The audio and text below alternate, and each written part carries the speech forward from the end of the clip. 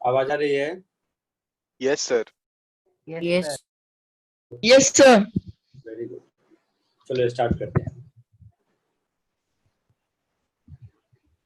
बहुत लोग नए हो गए आज।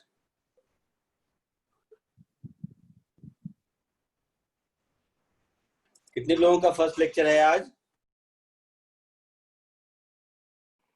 सर मेरा क्या नाम है बेटा? पार्थ। सॉरी? पार्थ PAARTH।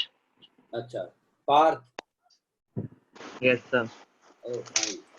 कहाँ एडमिशन लिया तुमने? ये इंटीग्रेटेड ही करे राहुल इंटरनेशनल से। अच्छा, मीरा रोड। हाँ और कौन कौन नया है? नया लोग पहले बताओ अपना नाम, फिर मैं आगे सर बढ़ूंगा। मैं भी नया हूँ सर। सर मेरा तिवारी। सर हाँ, तिवारी तो नेरुल में एडमिशन लिया ना बेटा? यस सर, नीरुल में सर। आया था नेरुल सेंटर से फोन में। सर और मेरा बोलो, भी नया है। तू भी बोल। सर मासूमी चौधरी मौसमी चौधरी। कहाँ एडमिशन लिया बेटा? नेरुल में। नेरुल में ही लिया। वेरी गुड, बहुत अच्छा। अच्छा, 3 लोग नए हो बस? सर मैं भी हूँ शान्या। सान्या, कहाँ एडमिशन लिया बेटा Sanya? Sir Rahul international Mira Road में। मीरा रोड में ही? Yes sir. ठीक है। तो वैसे आज काउंटिंग के हिसाब से सेकंड लेक्चर है, बट मैंने कुछ पढ़ाया नहीं है अभी तक। अभी तक सिर्फ एवरेज स्पीड जो स्कूल में पढ़ चुके होते हो, speed, velocity, average speed is distance upon time, ये सारी चीजें। ठीक है? ओके। तो कुछ भी additional I have not taught even a single formula up till now which you might not have read in your school days. So what we have done so far is we have been doing some of the questions based on class 9 10th physics which we had done earlier, like speed is distance upon time, distance is speed into time, acceleration is change in velocity upon time. ये सारी चीजें आप लोगों को पहले से पता है? Yes sir. Yes sir. तो आज भी कुछ केवल इसी को ब्रशअप हम लोग धीरे धीरे करते हैं। कुछ कुछ क्वेश्चंस मैं देता हूँ कि जो पुराने बच्चे हो उनको मैंने एक असाइनमेंट दिया था छोटा सा। Yes sir. Yes sir. 15 question का रहा होगा, सिंपल सिंपल 9 10 टाइप का। Yes sir. Yes sir. कुछ पूछना है उसमें से? Yes sir. कुछ उसमें डाउट है? हाँ सर। देखो, जो नए बच्चे हो सब लोग मेरी बात ध्यान से सुनो। अभी जो मैं उस असाइनमेंट के डाउट्स बताऊंगा, तो वो असाइनमेंट आप लोगों को नहीं मिला है तो क्लास के बाद मैं ग्रुप पे फिर दोबारा से डाल दूंगा। अभी आपके सामने क्वेश्चन भी सामने में रहेगा, तो पढ़ते चलो, देखते चलो। कुछ भी नया नहीं है जो आप पहले नहीं पढ़ चुके हो। और जहाँ कहीं भी डाउट हो मुझे बता दीजिएगा, ठीक है? Yes sir. बाकी लोग क्वेश्चन नंबर बोलो जो डाउट है। Sir question 6। क्वेश्चन 6 और 6 7 8 7 8 और 14। 6 7 8 14। ठीक है। किसी को और कुछ ऐड करना है इसमें? नहीं सर, सॉरी 14 नहीं था, वो 13 है। 13 था। अच्छा, 14 नहीं था, बता दिया 13। और कुछ बेटा किसी को ऐड करना है?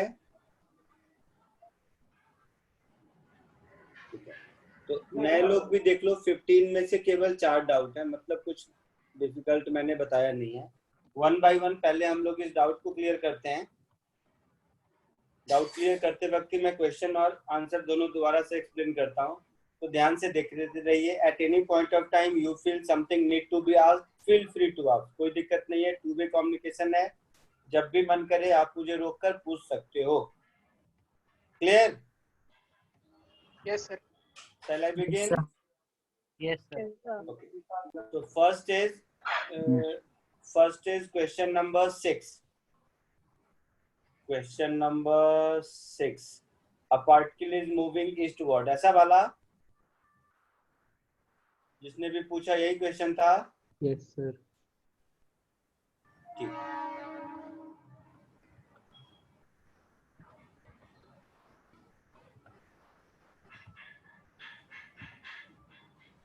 तो देखो,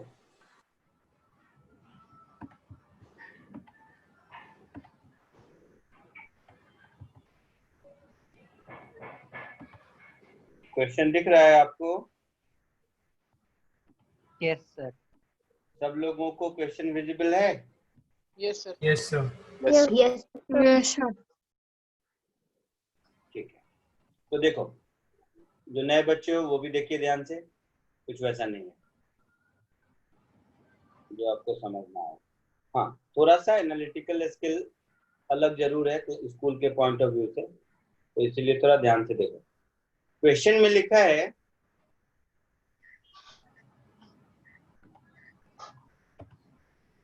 a particle is moving eastward with velocity 5 meter per second. 10 seconds later, its velocity changes to 5 meter per second northward. Means, initially particle इधर जा रहा था toward h, तो ये हो गया initial velocity vector और ये वैल्यू थी 5 मीटर पर सेकेंड। थोड़ी देर के बाद इसकी वेलोसिटी का डायरेक्शन इधर हो गया और ये वैल्यू फिर 5 मीटर पर सेकेंड। ईस्ट नॉर्थ यही होता है। Yes sir. अच्छा, Yes, sir. आपसे पूछा है द एवरेज एक्सीलरेशन टाइम, और टाइम बीच में मुझे दे रखा है 10 सेकेंड्स। तो मैं आगे बढ़ूं उससे पहले मुझे बताइए एक्सीलरेशन क्या होता है? Change in velocity upon Rate of change of velocity upon. Very good. तो acceleration is change in velocity upon time. Velocity क्या है, वेक्टर है या स्केलर है? Vector. vector. वेलोसिटी वेक्टर है या स्केलर है? Vector.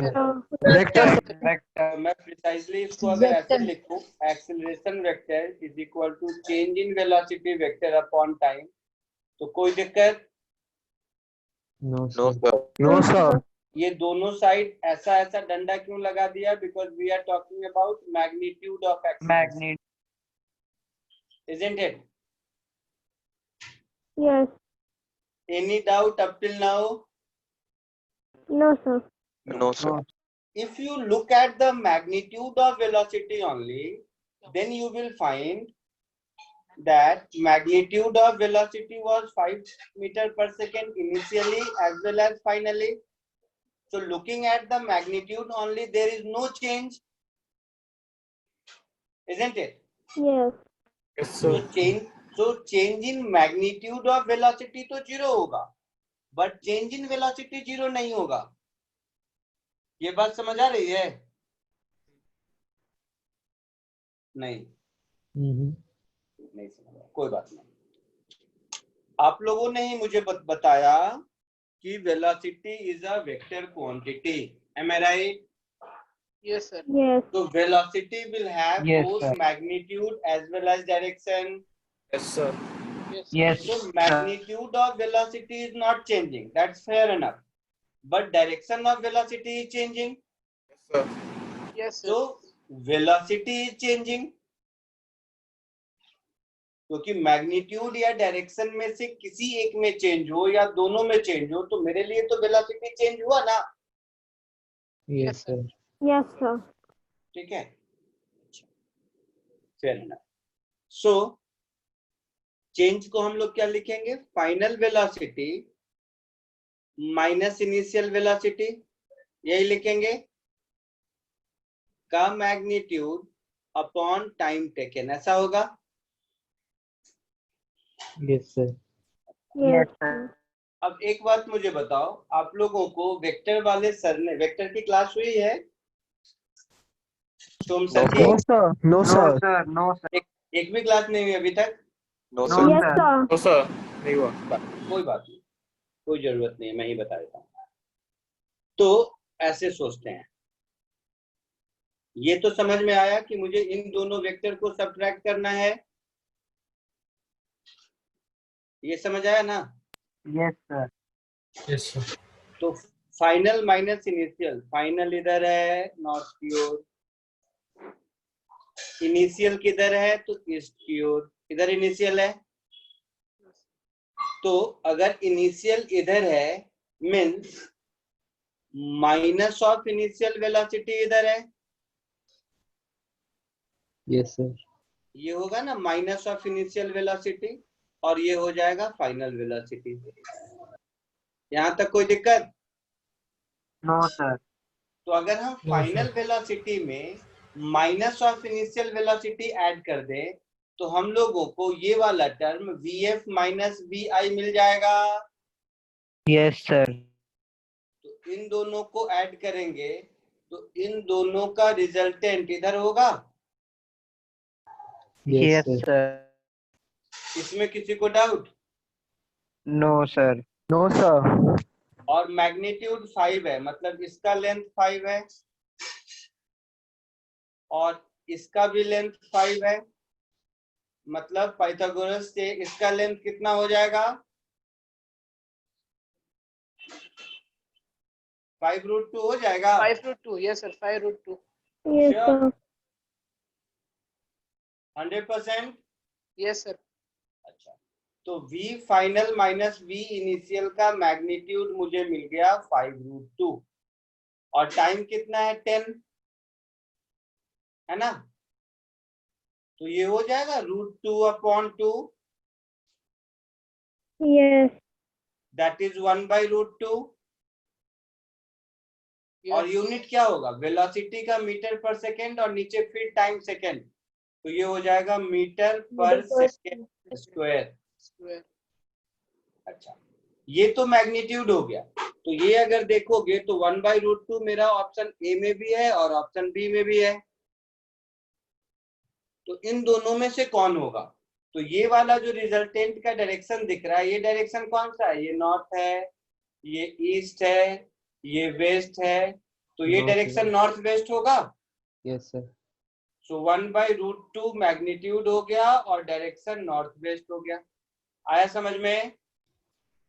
Yes, सर आप sir. एक बार वापस एक्सप्लेन तो कर गोइंग बाय द सकते हैं? ऑप्शन, हाँ कर देता हूँ बेटा। Going by the option, option A is the answer. Yes sir. ठीक है, अब बोलो, जिसको वापस समझना है बोलिए बेटा। क्या बताऊं? क्या पूछ रही थी? सर आपने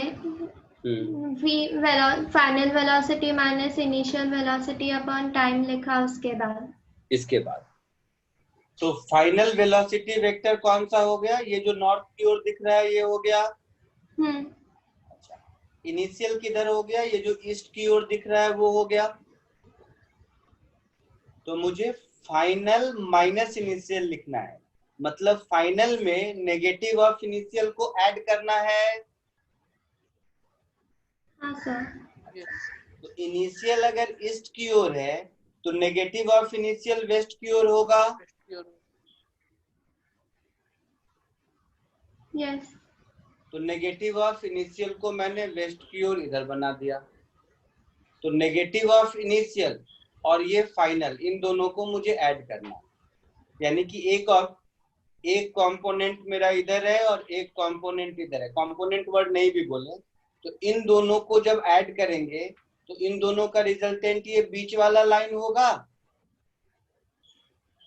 क्यों होगा बीच वाला लाइन?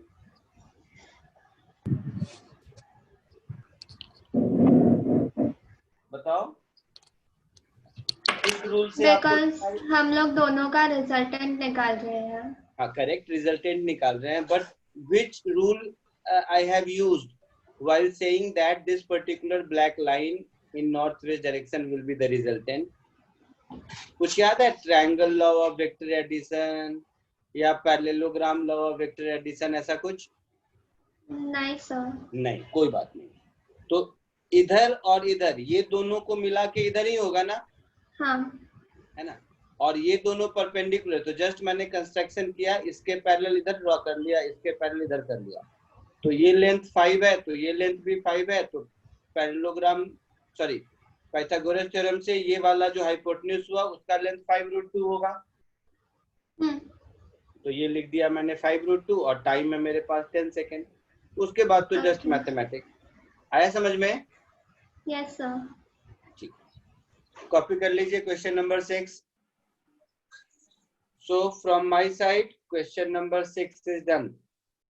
अब हम 7th करेंगे, ठीक है? Yes तो sir. आप जल्दी से इसको कॉपी कर लीजिए आप लोग। Sir, हाँ sir, I have one doubt in one question in one definition. Which one? Sir, what is the meaning of frame of reference? मैंने अभी तक सिखाया है क्या? नहीं, तो सिखाऊंगा तो बताऊंगा। ठीक है। ठीक है, सिखाऊंगा तो ये भी बताऊंगा, इसमें क्या है। अच्छा कॉपी कर लो, अभी कोई कॉपी कर रहा है तो।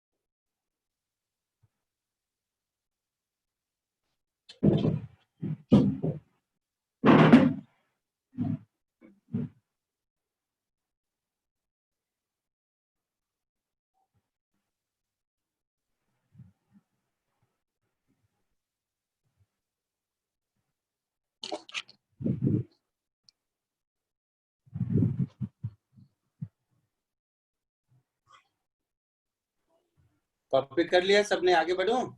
Yes, sir. ठीक है, so next question number 7।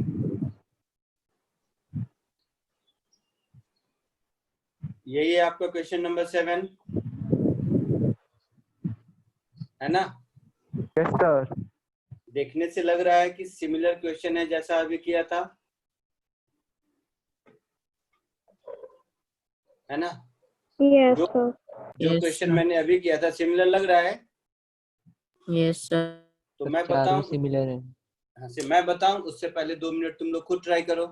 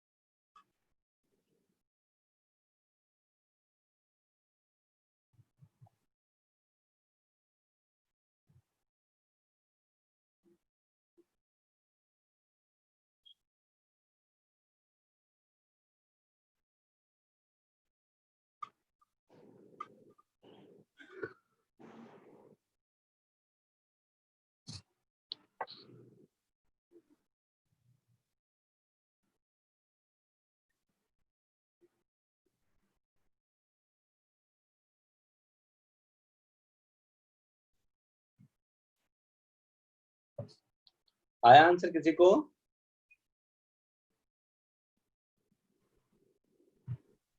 Sir हम्म, इसका आंसर बी होगा, 20√2 मीटर पर second south east direction.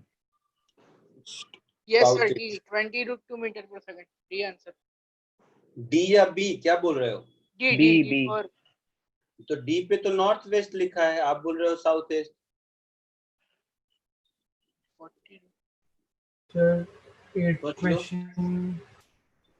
Sir, answer is B. वाला D. आंसर देख, अच्छा ठीक है, चलिए देखो क्वेश्चन में लिखा है कि नॉट 20 मीटर पर सेकेंड, ये हो गया मेरा इनिशियल वेलोसिटी, हाँ या ना? यस। फाइनली किधर चला गया? ईस्ट की ओर, सेम स्पीड से। तो ये हो गया मेरा, सेम स्टोरी वैसे ही सॉल्व करना। ये हो गया मेरा इनिशियल वेलोसिटी वेक्टर,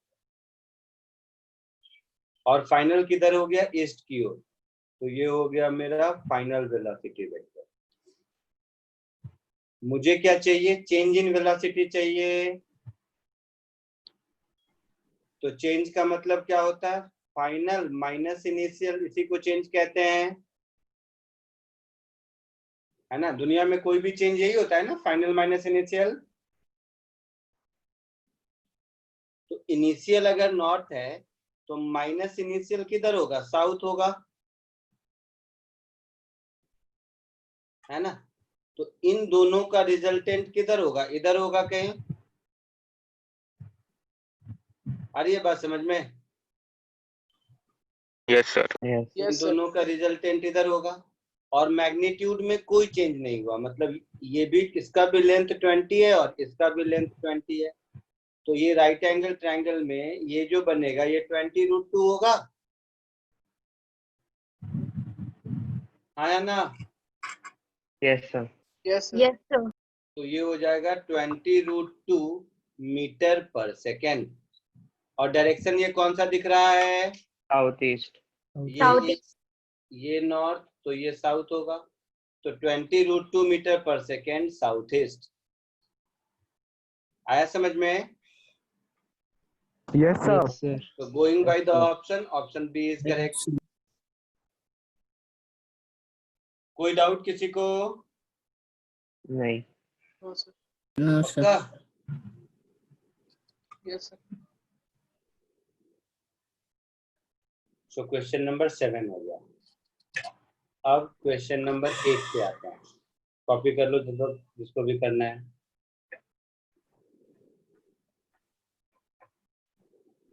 एक ही टाइप के क्वेश्चन देखो आप लोग पूछ रहे हो।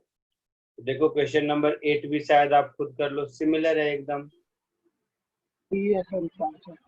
हाँ सर 13 भी सेम ही है, वो कॉन्सेप्ट ही अलग है इसीलिए समझा नहीं कुछ। हाँ कोई बात नहीं, इसलिए तो हम लोग यहाँ पर हैं।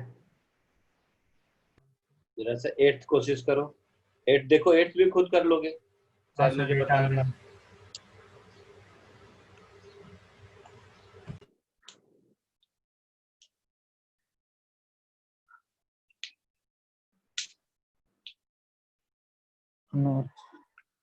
ये 20 होगा.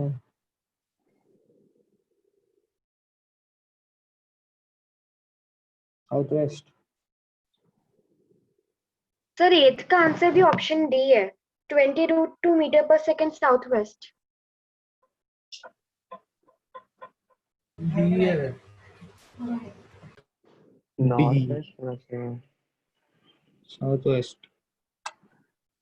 नॉर्थ ऊपर है, साउथ वेस्ट ऊपर है. अबे सर डी है आंसर. ये इधर भी आएगा. हम करके देख लेंगे, जो आएगा आएगा। सब लोग एक बार अटेम्प्ट कर लोगे।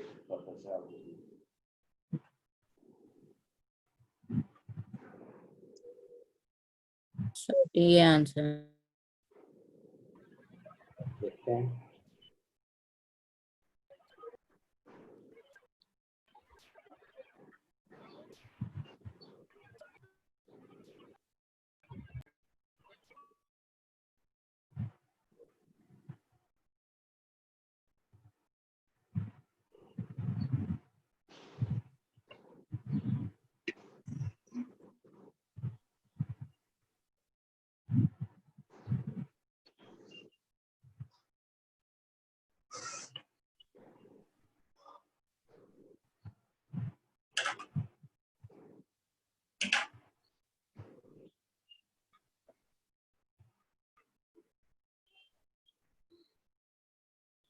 आगे बढ़े, देख लेते हैं एक बार इसका आंसर।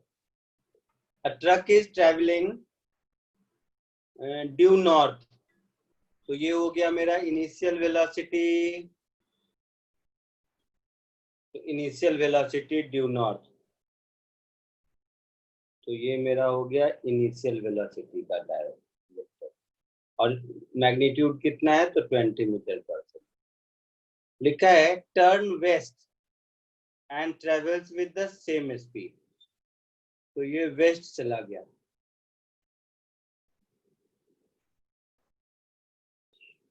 और सेम स्पीड, तो ये भी 20 मीटर पर सेकेंड। तो ये मेरा है, ये है मेरा इनिशियल वेलोसिटी वेक्टर और ये है मेरा फाइनल वेलोसिटी वेक्टर, ऐसा है। तो मुझे जो चेंज इन वेलोसिटी चाहिए, चेंज इन वेलोसिटी का मतलब क्या होगा? फाइनल माइनस इनिशियल, ऐसा होगा ना? Yes sir. Yes. तो इनिशियल ऊपर है, मतलब माइनस इनिशियल नीचे होगा। तो फाइनल और इनिशियल को अगर मुझे ऐड करना है, फाइनल और माइनस इनिशियल को, तो ये मेरा रिजल्टेंट होगा। और ये भी 20, ये भी 20, तो ये कितना हो जाएगा? 20√2 हो जाएगा। हाँ सर। तो चेंज इन वेलोसिटी का मैग्नीट्यूड तो हो जाएगा 20√2 मीटर पर सेकेंड। और डायरेक्शन किधर हो जाएगा? South west. South west. Very good. आया समझ में? Going by the option, answer will be D. clear है? Yes, sir. Yes, sir. So 8th is also done.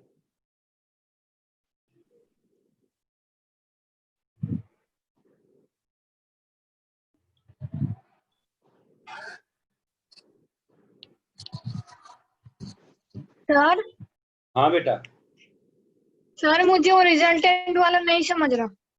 नहीं समझ रहा। रिजल्टेंट का मतलब दो को ऐड किया, ये समझ रहा है? Yes sir. किसी चीज के रिजल्टेंट का मीनिंग है कि दो चीजों को ऐड करना। Yes sir. तो ऐसे समझ ले कि कोई तेरा एक हाथ पकड़ के तुझे ईस्ट की ओर खींच रहा है, और कोई दूसरा हाथ पकड़ के मान ले तुझे नॉर्थ की ओर खींच रहा है, तो तू किधर जाएगी? बीच में। बीच में जाएगी। अच्छा, तो ठीक वैसे ही ये यहाँ तक तो समझा ना? ये जो मैंने लिखा delta V is equal to V final minus V initial, ये तो समझ Yes, आता sir. है। हाँ सर। तो इसका मतलब है कि इसमें ये दो जो कंपोनेंट हैं, V फाइनल और V इनिशियल के जो दो कंपोनेंट दिख रहे हैं तुम्हें, तो एक कंपोनेंट V फाइनल है और एक माइनस ऑफ V इनिशियल है। तो V फाइनल इधर और माइनस ऑफ V इनिशियल इधर, तो इन दोनों को अगर ऐड करेंगे तो किधर जाएंगे? इन दोनों के बीच में। Yes sir. चमका? Yes sir. मैग्नीट्यूड समझ आया 20√2 कि नहीं? हाँ सर, वो पाइथागोरस थ्योरम से करना है। हाँ। Okay, thank you sir. आगे बढ़ो। सेम फिर उसी टाइप के सम, क्वेश्चन नंबर 13। देखो तुम लोग मास्टर हो जाओगे इस टाइप के सम। कोशिश करो। सर बी आंसर है। Sir Not B first. Answer है। जो भी है देख लेंगे, कोशिश करके सॉल्व करके फाइनल रिजल्ट बता दूंगा।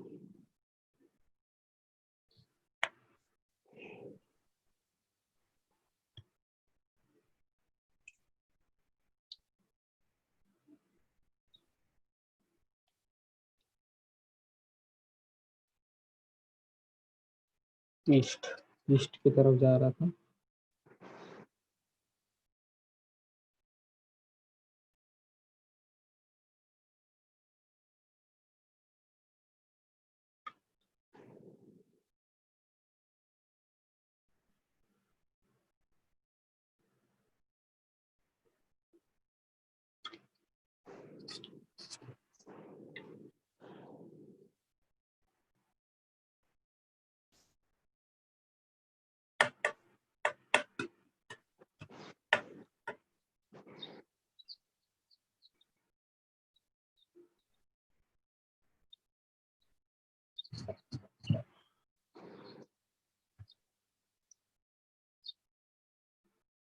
क्यों होगा?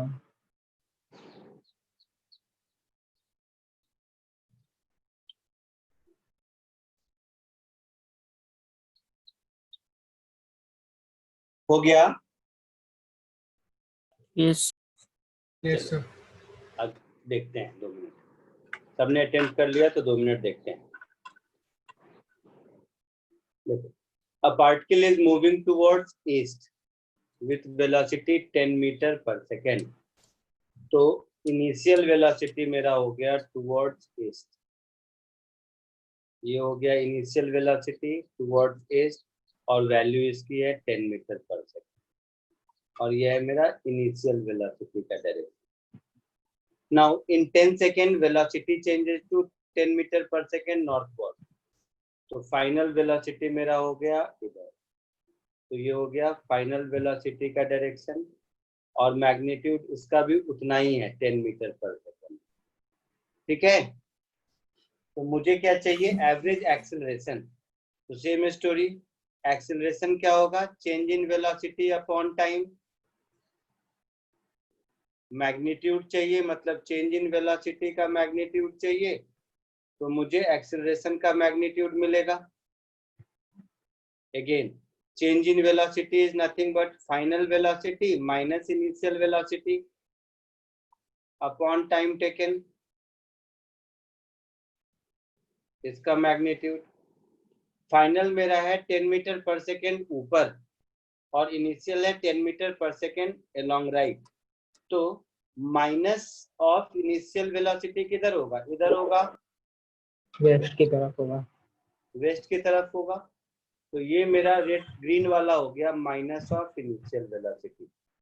तो फाइनल वेलोसिटी में अगर हम माइनस ऑफ इनिशियल वेलोसिटी को ऐड कर देंगे तो जो रिजल्टेंट होगा वही v final minus v initial होगा, है ना। तो ये मेरा हो जाएगा v final minus v initial. Value देखो, ये भी 10 है, ये भी 10 है, तो ये 10√2 होगा। तो इसका मैग्नीट्यूड मेरा हो गया 10√2। टाइम कितना हो गया, 10 सेकेंड्स। डायरेक्शन किधर हो गया, ये north west. North west. Unit क्या हो गया, Northwest. मीटर पर सेकेंड स्क्वायर, है ना। तो मेरा आंसर हो जाएगा √2 मीटर पर second square in the direction north waste. आया समझ में? Yes, sir. Yes, sir. तो ऑप्शन में कौन सा होगा, B. Option D.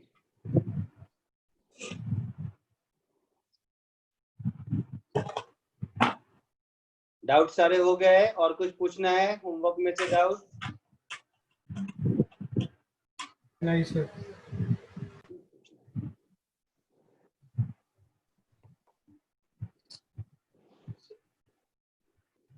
आगे बढ़ूं? Yes sir.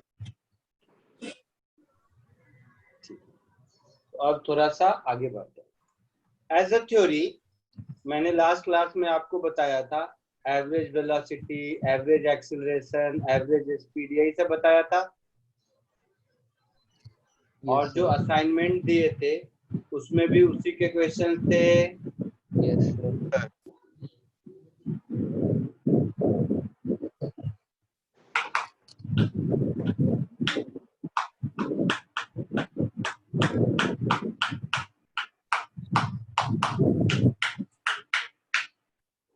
क्या आवाज आ रही है? किसी का माइक्रोफोन ऑन है, बैकग्राउंड से आवाज आ रही है। तो लास्ट क्लास में average speed, average acceleration, average velocity, distance, displacement, यही सब सिखाया था। आज थोड़ा सा एक स्टेप आगे बढ़ते हैं। ये भी आप लोग स्कूल में पढ़ चुके होंगे, जिसको कि हम लोग कहते हैं मोशन विद कांस्टेंट एक्सीलरेशन। पढ़ा है स्कूल में? No, sir. ओह, कैसी बात करता है, जरूर पढ़ा होगा। Yes, sir. We have studied. Exactly, motion with constant acceleration. देखो याद आएगा, अभी मैं बताता हूँ। तो the next thing which we are just revising is motion with constant acceleration.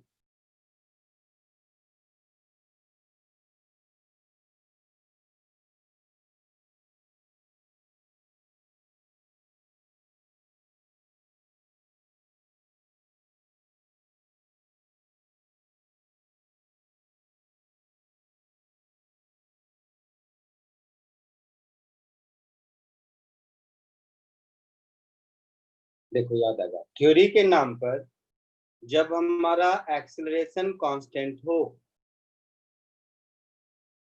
जब हम लोग कांस्टेंट बोलते हैं तो एक्सीलरेशन कांस्टेंट का मतलब क्या है, neither magnitude nor direction, nothing is changing. कोई एक वेक्टर कांस्टेंट तभी होगा ना जब उसका मैग्नीट्यूड और डायरेक्शन में से कुछ भी नहीं चेंज कर रहा होगा. Yes, sir. तो वैसे केस में हमारे पास तीन काइनेमेटिक इक्वेशंस थे.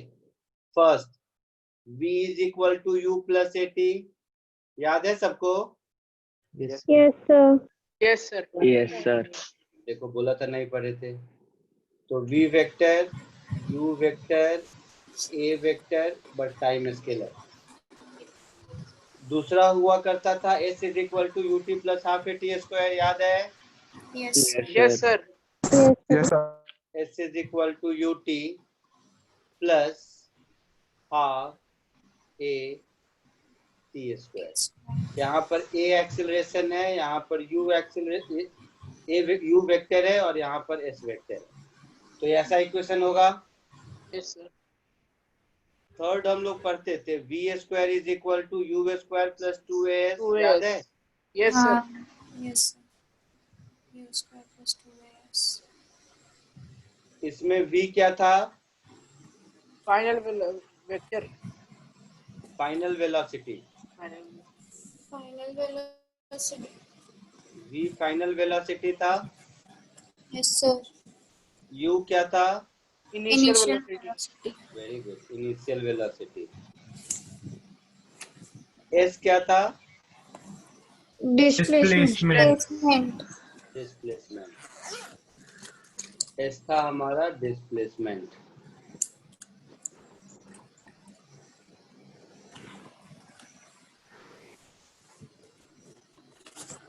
तो ये तीनों को कंबाइन टुगेदर हम लोग स्कूल में काइनेमेटिक इक्वेशंस कहते थे. याद है? Yes, sir. Yes, sir. तो ये इक्वेशन आप लोग पहले से जानते हो. मैं जस्ट इसको यूज करना आपको सिखाता हूँ. ठीक है? बाद में कैलकुलस पढ़ेंगे तो इन तीनों को स्टैंडर्ड वे में प्रूव भी करेंगे. मैं तुम्हें लिखने का टाइम भी दूंगा, घबराओ मत. अभी सिर्फ आगे बढ़ते हैं. इसमें आपको याद यही रखना है. दिक्कत कहाँ होगी मैं बता देता हूँ. इसमें दो इम्पोर्टेंट पॉइंट हैं जो याद रखना है इसको यूज करने से पहले. फर्स्ट पॉइंट, ये तीनों इक्वेशन तभी यूज करेंगे जब हमें पता हो कि एक्सीलरेशन कांस्टेंट है. ठीक है? So these kinematic equations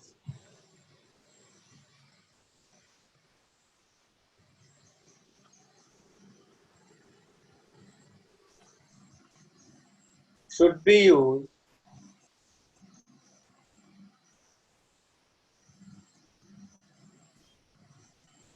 only when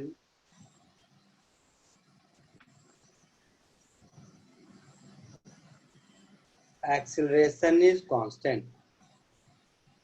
acceleration constant नहीं रहेगा तब क्या करेंगे वो हम लोग आगे पढ़ेंगे. बट अभी इस इक्वेशन को तभी यूज करेंगे जब एक्सीलरेशन कांस्टेंट.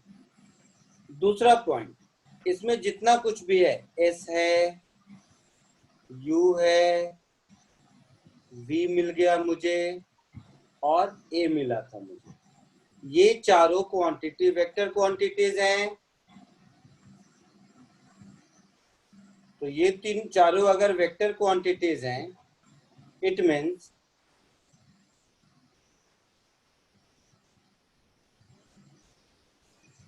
मीन्स इसको जब भी यूज करेंगे तो पॉजिटिव नेगेटिव साइन जो होगा वो जरूर ध्यान रखें. Hence should be use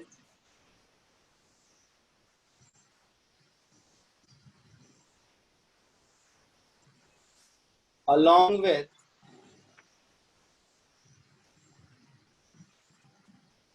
respective signs.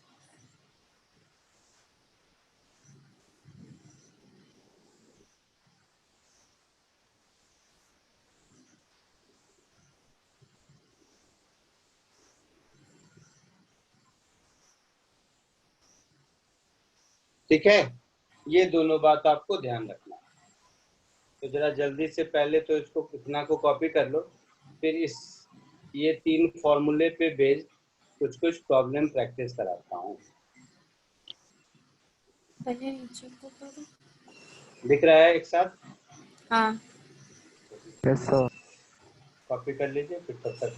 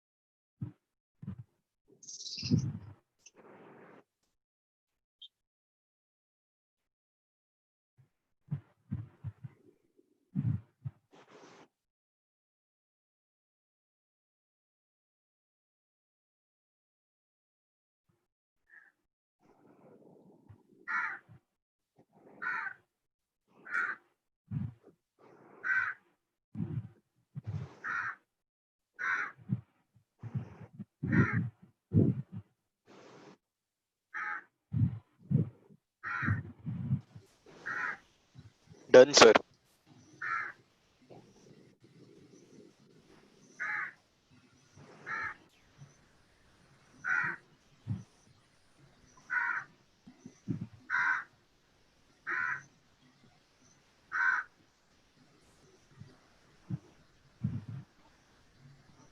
Done sir. Very good.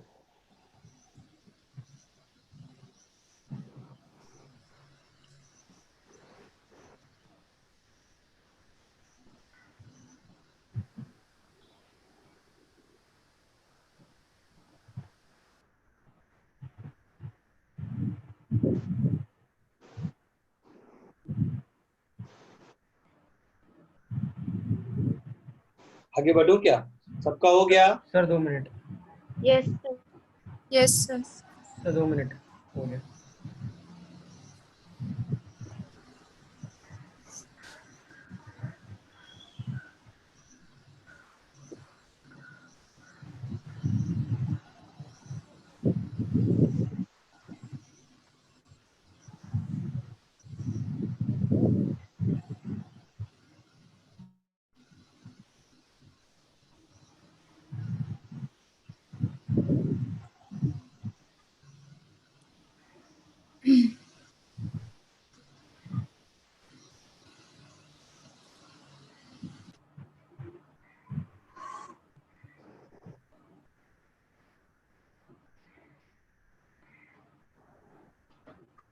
हो गया?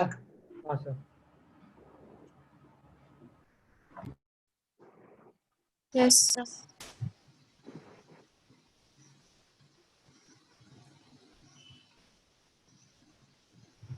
अब इसी पे बेस्ड जस्ट एक क्वेश्चन।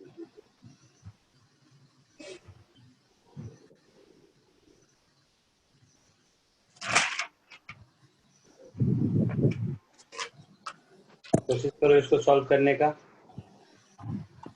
एकदम फॉर्मूला बेस्ड और थोड़ा बहुत हल्का फुल्का दिमाग लगाना, कुछ नया नहीं है।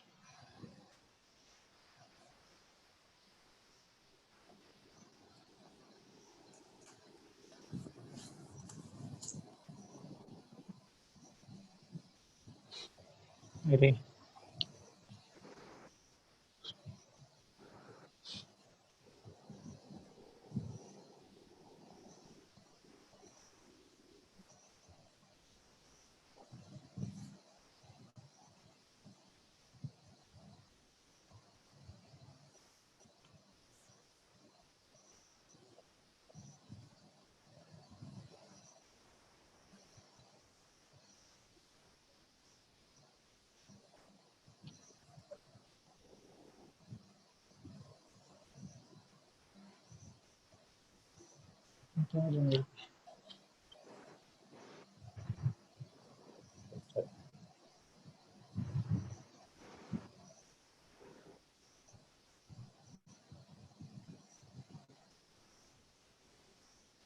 Excuse me sir. या सर क्वेश्चन में शायद x2 मिसिंग है। The distance traveled in first 10 seconds is x1, next 10 X1. seconds is next 10 x2 second is x2। हाँ हाँ ठीक है, तो लैंग्वेज से समझ आ जाएगा। नेक्स्ट 10 सेकेंड इज x2 यहाँ पे होना चाहिए। हाँ समझ लो, लैंग्वेज में लिखा है next 10 second is x2 and last 10 second is x3।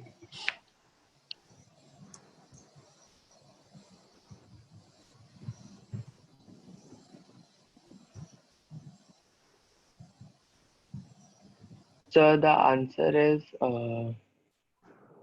1:3:5, option C. देखते हैं, मुझे नहीं पता, सॉल्व Yes, sir. करते हैं, देखते हैं। हाँ।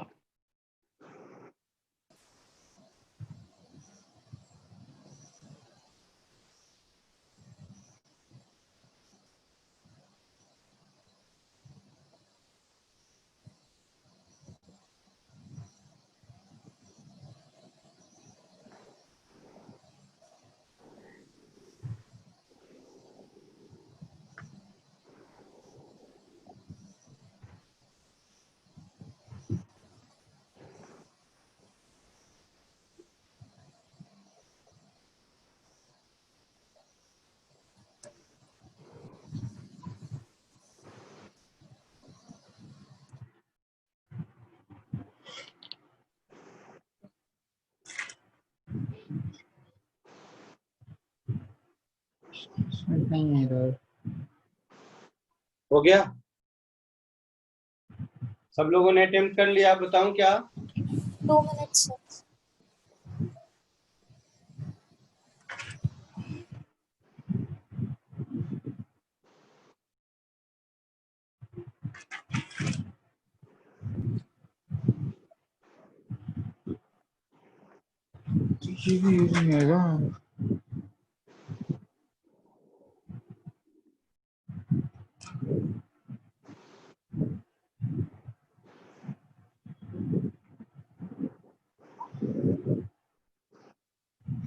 यूनिफॉर्मली एक्सेलरेटेड, इसका मतलब क्या हुआ कि एक्सेलरेशन कांस्टेंट है,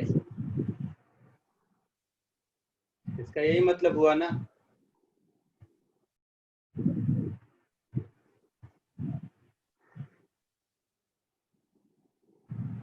तो फर्स्ट 10 सेकेंड में x1, नेक्स्ट 10 सेकेंड में x2 एंड लास्ट 10 सेकेंड में x3।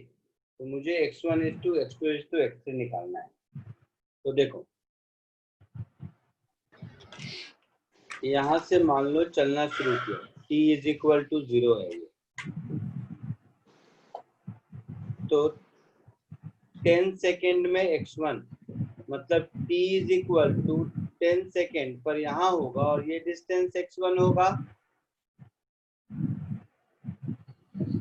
t is equal to 20 seconds पर यहाँ होगा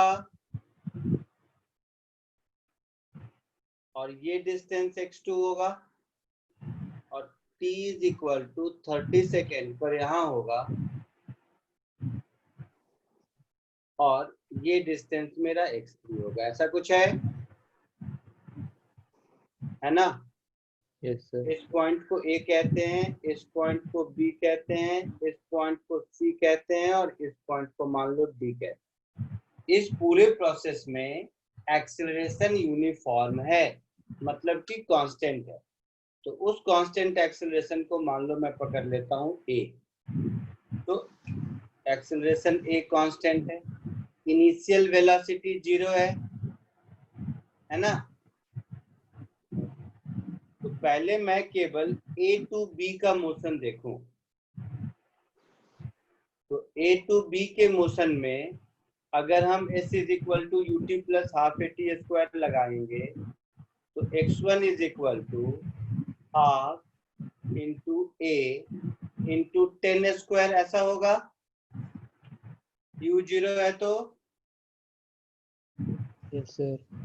बोलिए, तो ये 50A होगा। Yes. Yes, sir. यहाँ तक कोई डाउट किसी को?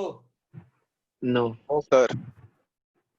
अब अगर मैं A to C देखूं तो A to C में डिस्प्लेसमेंट कितना होगा? S20 minus S10. A to C बेटा x1 plus x2,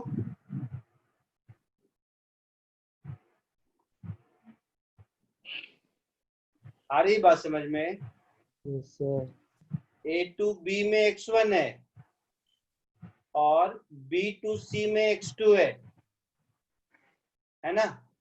तो A to C में x1 प्लस x2 ऐसा होगा? बोलो। U0 हो गया तो हाफ A, T कितना होगा? 20, तो 20 का स्क्वायर, तो 20 स्क्वायर 400, 400 by 2 is 200। आई बात समझ में यहाँ तक?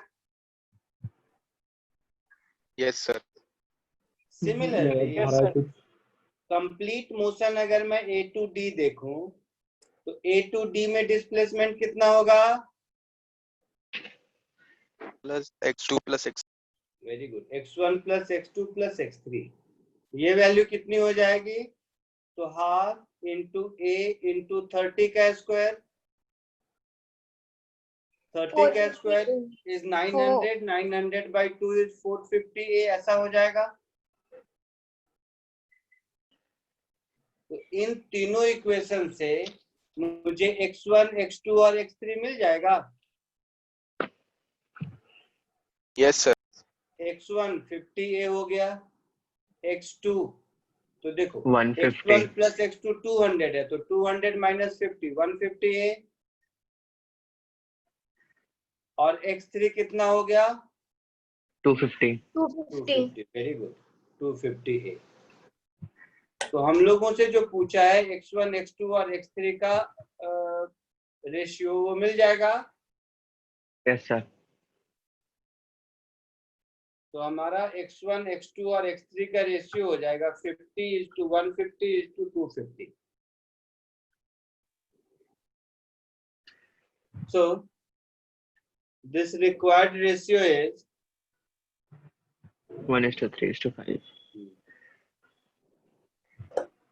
तो रिक्वायर्ड रेशियो जो हम लोगों से पूछा है x1 x2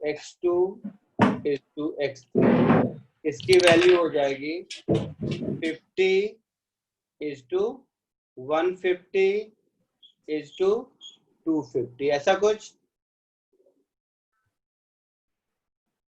Yes, तो sir. 153 जा 150 और 55 जा 250, ऐसा कुछ। तो 1:3:5, ऐसा कुछ आंसर होना चाहिए। Yes sir. कोई डाउट किसी को? एकदम No, धीरे sir. धीरे आराम से बता रहा हूँ ताकि थोड़ा भी आप लोगों को परेशानी ना हो। कुछ भी नया अभी तक मैंने सिखाया ही नहीं, ये जो आप स्कूल में पढ़ चुके हैं मोर और लेस वही है ना? तो going by the option, option C हमारा होगा। जल्दी से कॉपी कर लीजिए।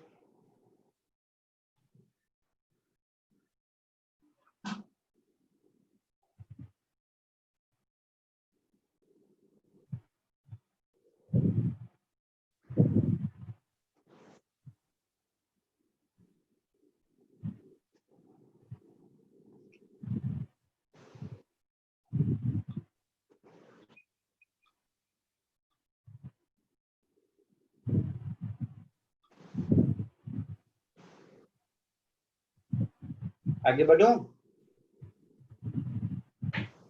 सर डाउट आ रहा है। बोलो। सर एसी में आपने लिखा है 200 ही, लेकिन जब x2 है तो आपने सिर्फ 150 लिखा है। x1 50 है और x1 प्लस x2 200 है, तो केवल x2 कितना होगा? 200 माइनस 50 विच इज 150। हाँ। Similarly x1 plus x2 plus x3 450 है, उसमें से x1 प्लस x2 200 है, तो केवल x3 कितना होगा? 450 माइनस 200 दैट इज 250 है। Got it sir.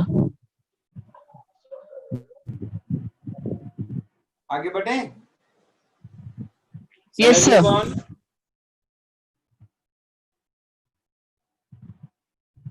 ठीक, एक और सिमिलर क्वेश्चन प्रैक्टिस कीजिए। थोड़ा सा दिमाग लगाओ इसमें।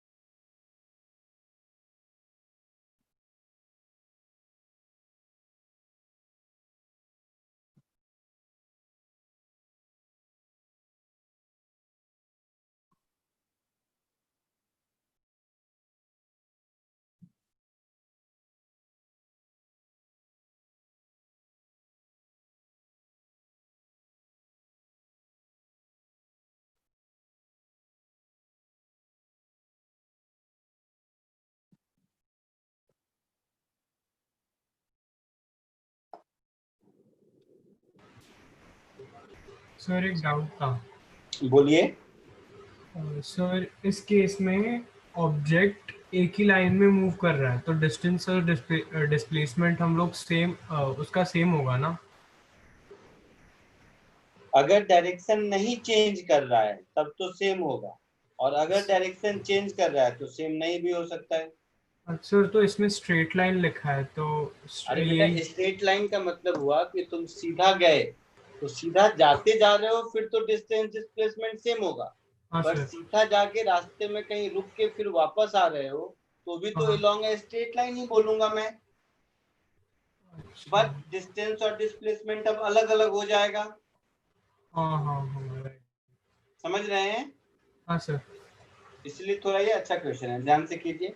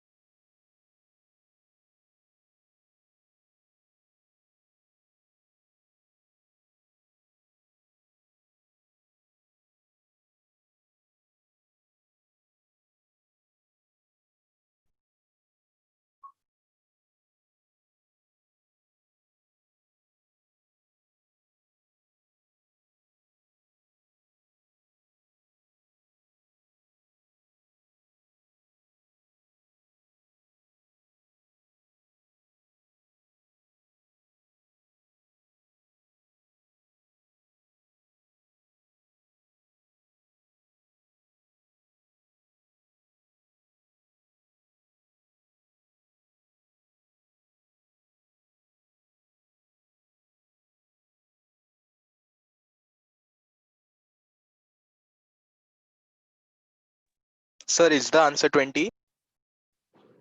Answer Sir, displacement after 2 seconds, x is equal to 20 meter. 6 seconds, x is equal to 24 meter. Distance after 2 seconds, x is equal to 30 meter. And 6 seconds, x is equal to 32 meter. गलत है।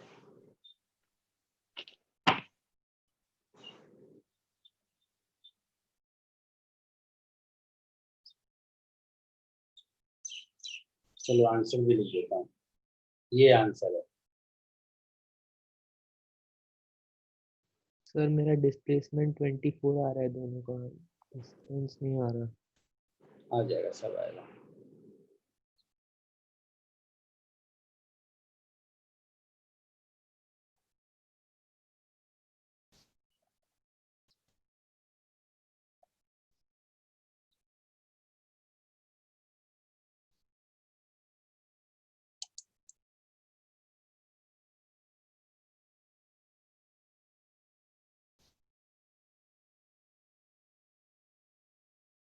Sir, my answer is correct.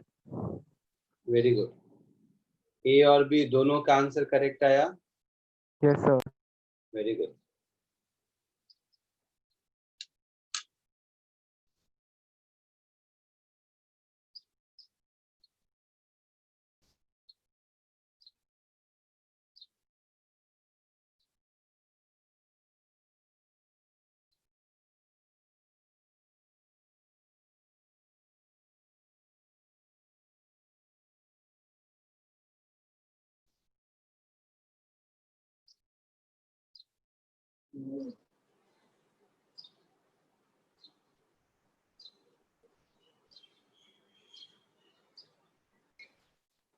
Sir B वाला समझाओ। सब समझाता हूँ, 1 minute और सबको हाँ। ट्राई करना और समझाता हूँ। Okay sir.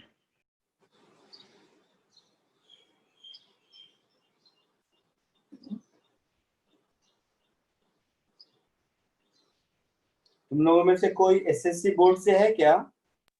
Yes sir. कब रिजल्ट आ रहा है बेटा तुम लोगों का? सर नो आइडिया, कल या परसों तक आ जाएगा। हाँ, ऐसा कुछ मैंने सुना है, कल परसों आने वाला है। और कॉलेज एडमिशन का क्या सीन है अभी? सर कॉलेज का नहीं सर, रजिस्ट्रेशन तो अभी कर दिया है, तो अभी 1 अगस्त को शायद फर्स्ट फॉर्म आने वाला है। अच्छा अच्छा, ठीक।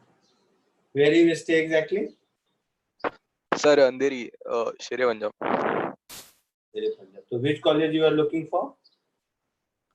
सर ये कुछ क्लासेस नहीं पता है, जू में है, विद्यानंद कुछ करके है। विद्यानिधि। Vidyanidhi, yes sir, Vidyanidhi.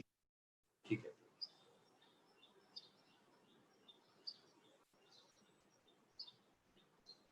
अच्छा, शेरे पंजाब में रहते हो तुम? Yes sir. चलो इधर देखो। The displacement of a particle is given by equation, ऐसा कुछ इक्वेशन दिया हुआ है। So मेरे पास equation is x is equal to 16t minus 2t square। मुझे नहीं पता कि एक्सेलरेशन कांस्टेंट है नहीं है, मुझे कुछ नहीं पता, मुझे सिर्फ ये पता है। बट मेरे पास कांस्टेंट एक्सेलरेशन में जो डिस्प्लेसमेंट का इक्वेशन होता है वो मालूम है, वो होता है ut plus half at square। तो अगर हम इन दोनों को देखेंगे तो दोनों इक्वेशन पैरामीटर के फॉर्म में टर्म में मैच करता है। Yes sir. दोनों का फॉर्म सेम है, u और a की वैल्यू अलग अलग है। तो इससे मैच कराने के बाद हम कह सकते हैं कि ये वाला जो इक्वेशन है ये इक्वेशन विद कांस्टेंट एक्सेलरेशन का डिस्प्लेसमेंट है। ये बात समझ आया? No sir. नहीं समझ आया। जैसे ये जो x का इक्वेशन क्वेश्चन में दे रखा है, क्वेश्चन में बोला है कि x डिस्प्लेसमेंट है। Yes sir. बट क्वेश्चन में ऐसा कहीं नहीं बोला है कि पार्टिकल कांस्टेंट एक्सेलरेशन से जा रहा है या क्या है, ऐसा कुछ नहीं मालूम। Yes sir. लेकिन अगर पार्टिकल कांस्टेंट एक्सेलरेशन से जा रहा होता तो डिस्प्लेसमेंट का फॉर्म ऐसा होता, s is equal to ut plus half at square के जैसा। Yes sir. तो ये दोनों इक्वेशन को जब कंपेयर करेंगे तो हम देखेंगे दोनों सेम इक्वेशन है, जहां u की वैल्यू 16 मीटर पर सेकेंड है और a की वैल्यू -4 है। Yes sir. तो ये दोनों इक्वेशन जब मेरे पास कंपेयर हो गया तब हम कह सकते हैं कि हाँ, even equation 1 is representing equation of motion with constant acceleration, isn't it? Yes, sir. Now part A of the question, displacement after 2 and 6 second. तो 2 सेकेंड में डिस्प्लेसमेंट के लिए हम क्या लिखेंगे? एक तो इसी में t की वैल्यू 2 पुट कर देंगे. Yes. है ना? इसी में s में एक बार t की वैल्यू 2 पुट कर देंगे और एक बार t की वैल्यू 6 पुट कर देंगे. तो हम लोगों को डिस्प्लेसमेंट मिल जाएगा.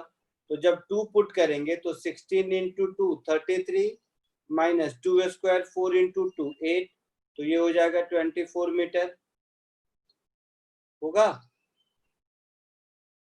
t is equal to 6 put करेंगे तो उस केस में क्या मिलेगा? 16 इंटू 6 96 माइनस 6 स्क्वायर 36 36 इंटू 2 72. तो ये भी मिलेगा 24 मीटर. तो ए के आंसर में तो कोई प्रॉब्लम है ही नहीं क्योंकि ए में डिस्प्लेसमेंट पूछा है. ये बात समझ आ रही है? Yes, sir. ए में Yes, sir. ए में हमें डिस्प्लेसमेंट पूछा है. तो डिस्प्लेसमेंट पूछा है और जो इक्वेशन दिया हुआ है ये वाला, ये भी डिस्प्लेसमेंट का ही इक्वेशन है. तो केवल तो मुझे टाइम की वैल्यू पुट करनी है, तो कोई दिक्कत ही नहीं. अब बी पार्ट में थोड़ा सा ट्रिकी कहानी है. ट्रिकी कहानी ये है कि बी पार्ट में मुझे पूछा है डिस्टेंस. तो अगर ऑब्जेक्ट स्ट्रेट लाइन में जा रहा है जैसा कि क्वेश्चन में लिखा है और वेलोसिटी अपना डायरेक्शन नहीं चेंज करता है, तब तो बी पार्ट का यही आंसर होगा. ये बात समझ आ रही है? Yes sir. अगर वेलोसिटी अपना डायरेक्शन चेंज नहीं करता तो यही आंसर होता.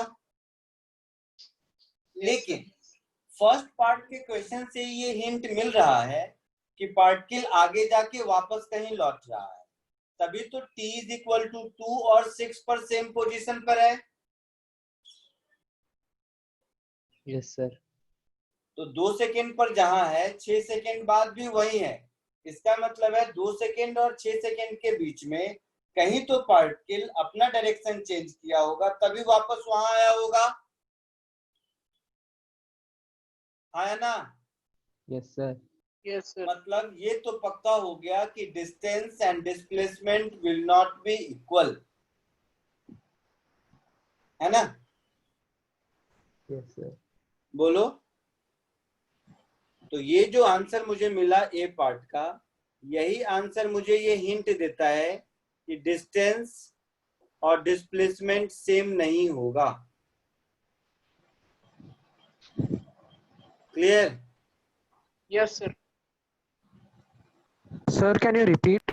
Sir, can you explain it once again? Okay, as I said, in first part,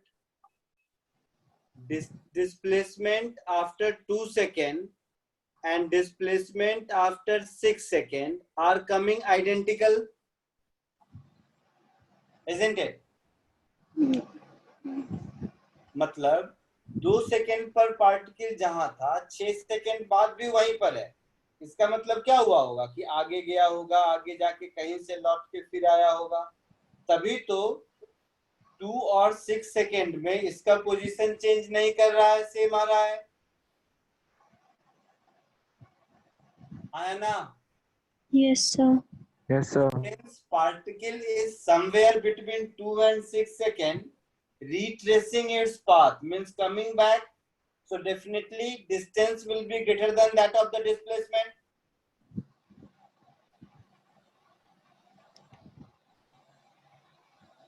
Yes, Am I sir. clear or do I need more to explain?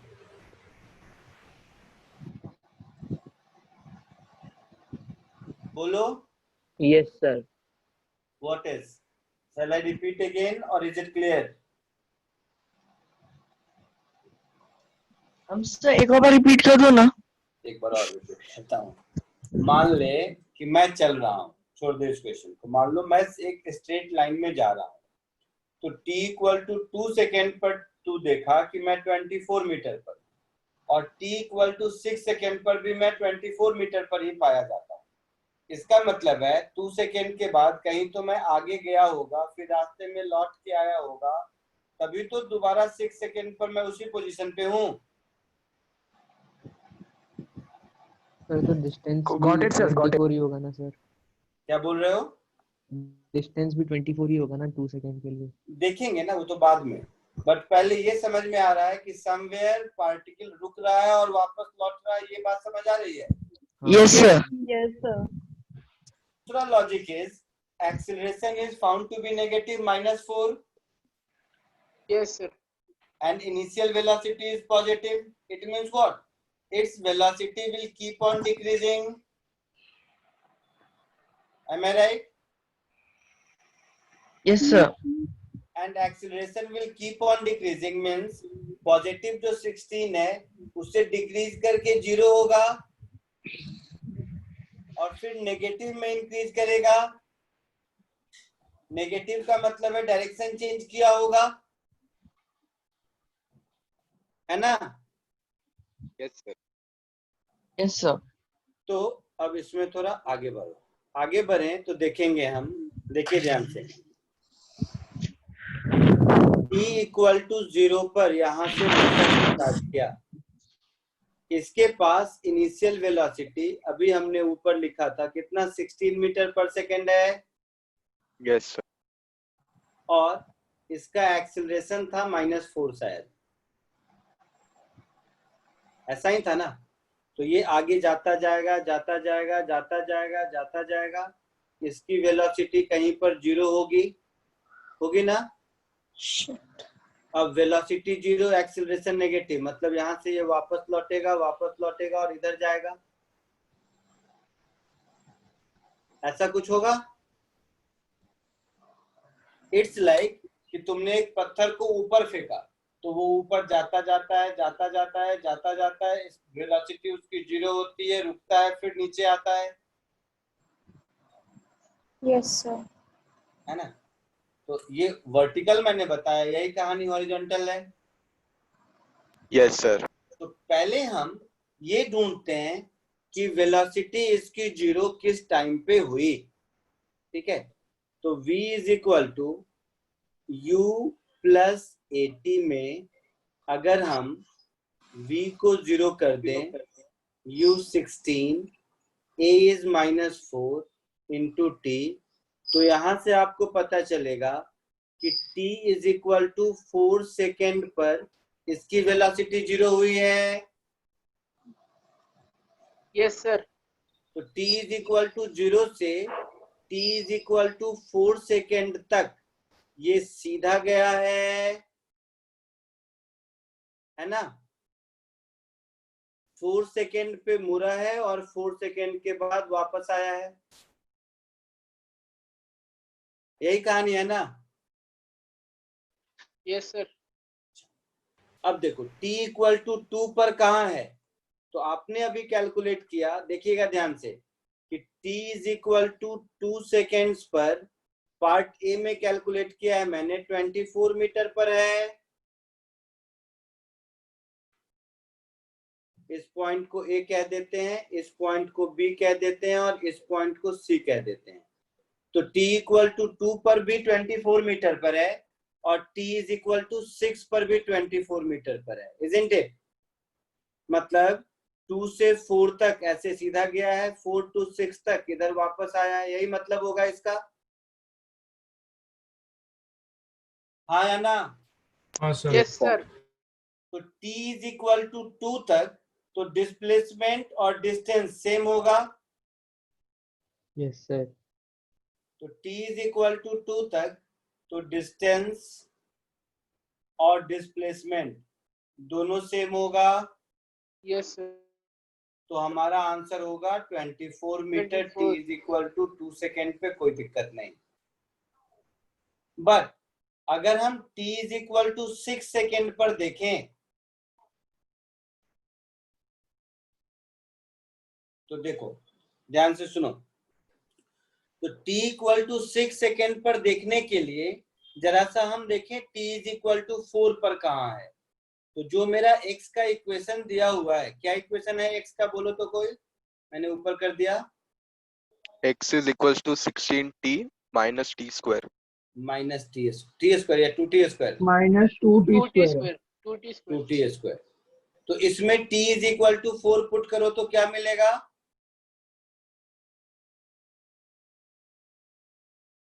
16 4 जा 64 और 4 square 16, 16 into 2 32। तो ये 64 minus 32 metre मिलेगा।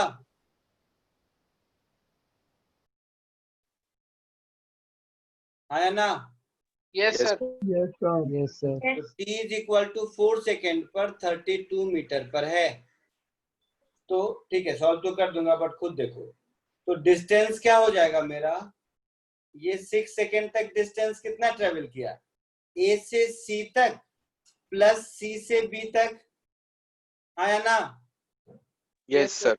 Yes, तो sir. ए से सी में तो 32 हो गया और सी से बी में कितना हो जाएगा? 32 माइनस 24। सोच के बताओ।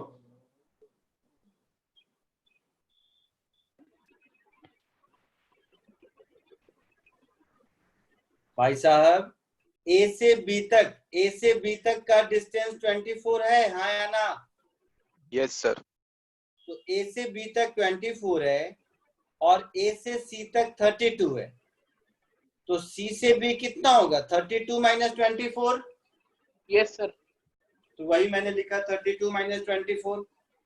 तो 32 माइनस 24 कितना होगा?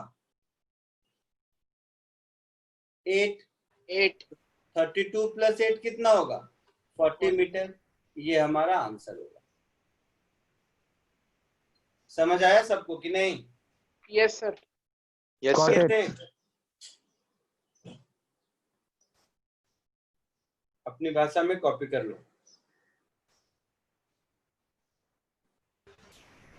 सर हाँ सर आपने काइनेमैटिक्स का पहला वाला इक्वेशन लगा के जो फाइंड किया है t इज इक्वल टू 4, उसकी हाँ। जगह हम थर्ड इक्वेशन ले सकते हैं क्या?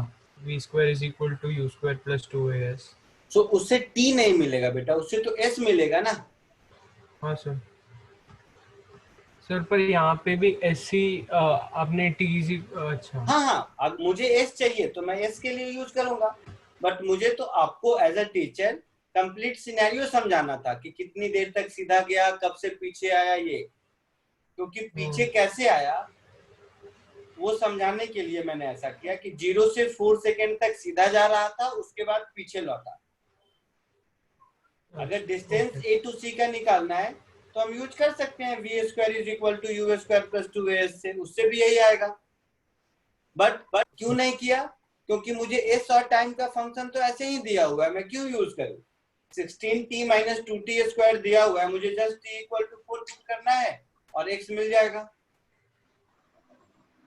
अगर पहले ये निकालते हैं कि कहाँ किस टाइम पर वो डायरेक्शन चेंज करना शुरू किया, तब अगर क्लैरिटी पहले से है कि डायरेक्शन चेंज किया नहीं तो वैसे भी कर सकते हैं। Okay sir. x equals to 16t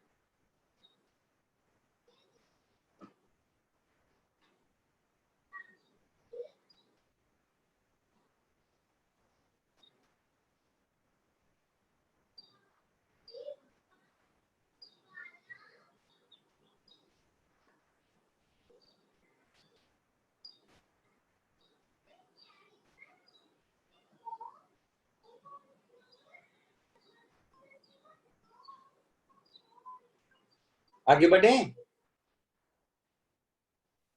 Yes, sir. ठीक है. Sir, 1 minute. Okay.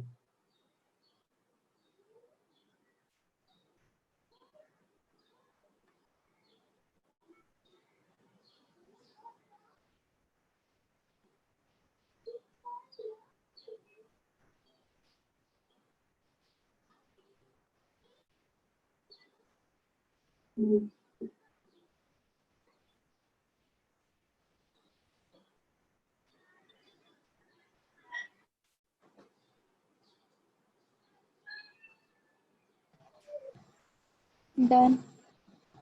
तो एक डाउट और था मुझे. बोलो, पूछो.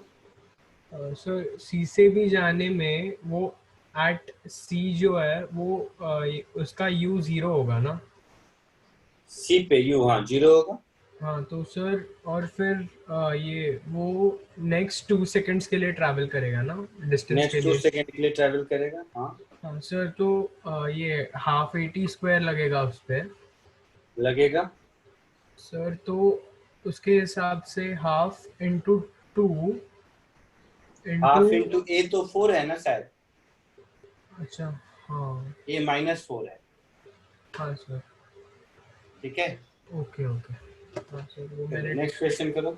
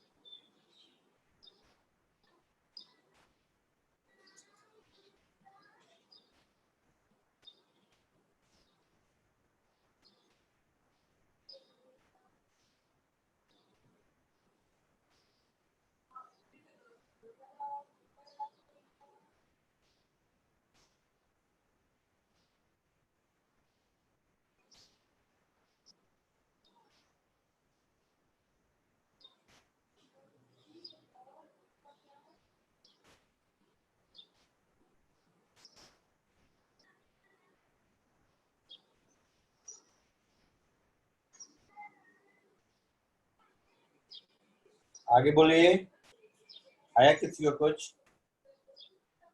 No sir. नहीं सर 22 सेकेंड्स। आंसर पता नहीं, देख के बताता हूँ। हाँ सर।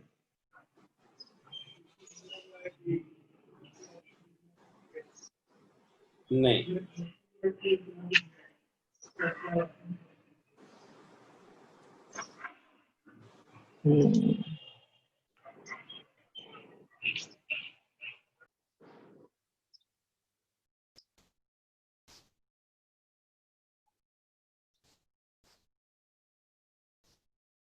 देखो सुनो सर, ये देखने में कहानी ऐसा लगता है कोई डिफिकल्ट होगा, ऐसा कुछ भी नहीं। हाँ, 30 बोलो। seconds रहेगा शायद। नहीं, two train are moving parallel to each other. First train with acceleration 0.5 meter per second square and get a maximum velocity of 22. इसका मतलब क्या है कि ट्रेन शुरू हुआ 0 से, ये एक्सेलरेशन था और तब तक एक्सेलरेट करता रहेगा जब तक 22 मीटर पर सेकेंड ना हो जाए, उसके बाद इसी कांस्टेंट वेलोसिटी से चलता रहेगा। आई बात समझ में? 40 सेकेंड के बाद सेकेंड ट्रेन स्टार्ट होता है, बट उसका एक्सेलरेशन है 1 मीटर पर सेकेंड स्क्वायर और उसकी मैक्सिमम वेलोसिटी है 42 मीटर पर second square. Find out the time after which the second train catch the first train. तो देखो, मान लेते हैं अपने मन से सेकेंड ट्रेन के टी टाइम के बाद वो फर्स्ट ट्रेन को कैच कर लेता है। ये कुछ नहीं, पेशेंस से फॉर्मुलेट करने की कहानी और कुछ नहीं। Late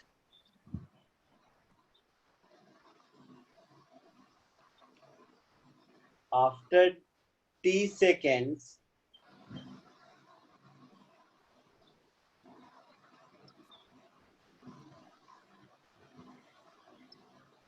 first train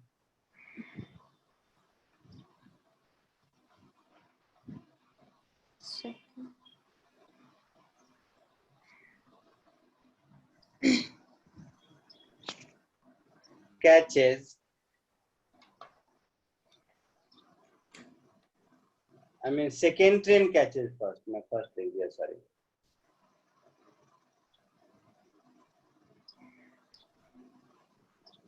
second train catches first one, मान लो।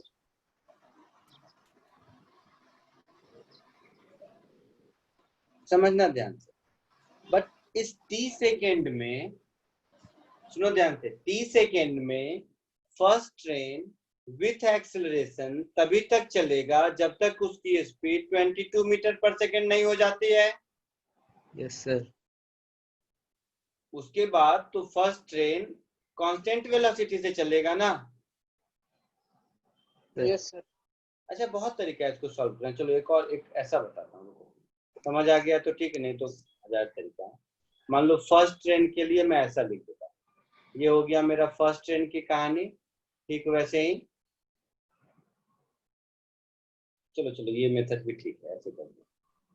और ये हो गया सेकेंड ट्रेन की कहानी, मान लो ये हो गया सेकेंड ट्रेन की कहानी। तो फर्स्ट ट्रेन पहले तो ध्यान से देखना, पहले तो कांस्टेंट एक्सेलरेशन से गया, means velocity will keep on increasing. Afterward constant velocity से गया और ये कांस्टेंट वाला वेलोसिटी है मेरा 22 शायद ना, 22 मीटर पर सेकेंड स्क्वायर, यही है ना? Yes sir. अच्छा, सेकेंड ट्रेन क्या होगा? सेकेंड ट्रेन भी वैसे ही कांस्टेंट एक्सेलरेशन से गया,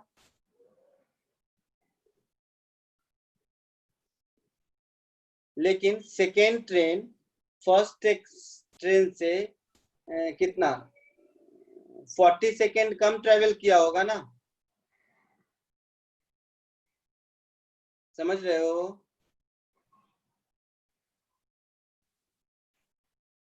बोलो हाँ या ना? Sir Yes, sir. और ये 44 मीटर पर सेकेंड तक इसकी मैक्सिमम स्पीड है। तो स्कूल में थोड़ा बहुत इतना मालूम होगा कि वेलोसिटी टाइम ग्राफ का एरिया डिस्प्लेसमेंट देता है।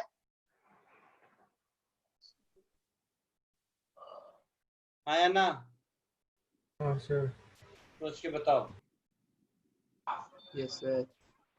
Yes, sir. Yes, sir. ठीक। तो ये जो हमारा है ये तो हमारा ट्रेपीजियम बन गया ना, तो इसका एरिया, इस पूरे का एरिया और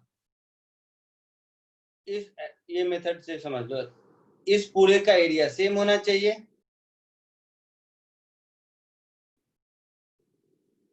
हाँ सर। अच्छा, लेकिन सेकेंड वाले ट्रेन को फर्स्ट वाले ट्रेन से 40 सेकेंड्स कम लगना चाहिए। घबराओ मत, थोड़ा डिफिकल्ट क्वेश्चन है, बट क्या दिक्कत है, मैं ही कर रहा हूं, आपको सिर्फ समझना है तो कोई दिक्कत नहीं। इसमें ऐसा कुछ भी नहीं है जो आप पहले नहीं पढ़ चुके हैं, केवल दिमाग लगाने की बात।